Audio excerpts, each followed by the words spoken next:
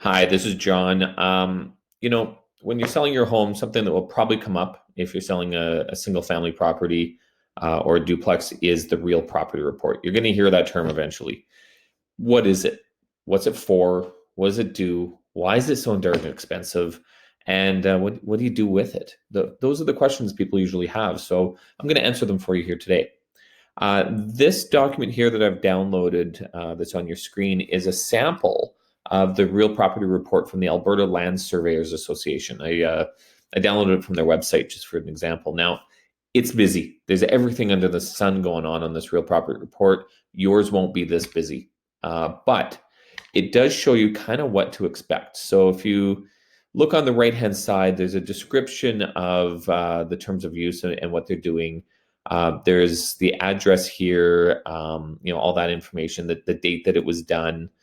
But really what matters most is right in the middle of it is a drawing of your lot. This is a survey certificate, for lack of a better term.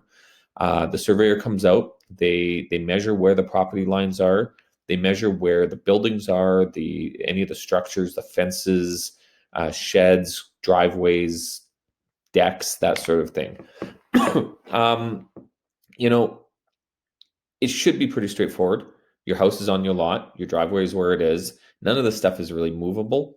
What we're looking for on a real property report are things like the fence, sheds, and the biggest problem usually turns out to be the deck. People go and they build a deck, or they add on a deck, or they put up a shed, or they move a fence, or any of those out structures, and they don't get a permit. They don't represent the true image that's on the real property report. So we have to make sure that they line up and that they're the same. We make sure that your fences are on the property. So if you look at this one, there's a little, X's along the property lines here. That's the fence. There's a fence on two sides, but not on the other sides. That shows the wood deck. Decks tend to be our biggest headache. People build them, they don't get a permit, and away you go. Now, there's some things that might show up here that shouldn't be, like a shed. The shed should only be on the real property report if it's on a concrete slab or if it's not movable. So if it's sitting on those skids and you could pull up a bobcat and move it around the yard, it shouldn't be on the real property report. But a lot of the time, the surveyor doesn't know that because it's buried in snow in this province when he does his real property report. So he puts it on the survey report. We need to ensure that this is accurate. We try to order this as early as possible. We definitely recommend that, when you list your home for sale, that you order a real property report. Because if you have your lawyer do it just before closing, they're probably going to charge you a rush fee.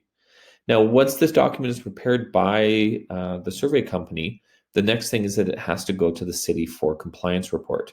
So the city will look at this and they'll say, okay, I see a carport there, I see a shed, I see a deck, I see a house, and I see a fence. Depending on the municipality, you'll need permits for some or all of those structures. The city will check and make sure that there are, in fact, permits that have been completed and approved for all of the structures. If there's not, they'll send it back and they'll say, we got a problem.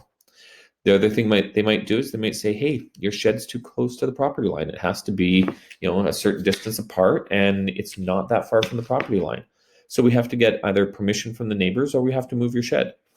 These are all things that would be nice to deal with as soon as we list the home or while it's being marketed, rather than 48 hours before possession date when the buyers suddenly go, hey, we need that shed moved, or the house is encroaching on the neighbors, so we're not going to give you the full amount of money, and the lawyers are going to hold a bunch back until we ensure we're not going to have problems with the neighbors. It's stuff like that we have to address, and it's nice to get in front of.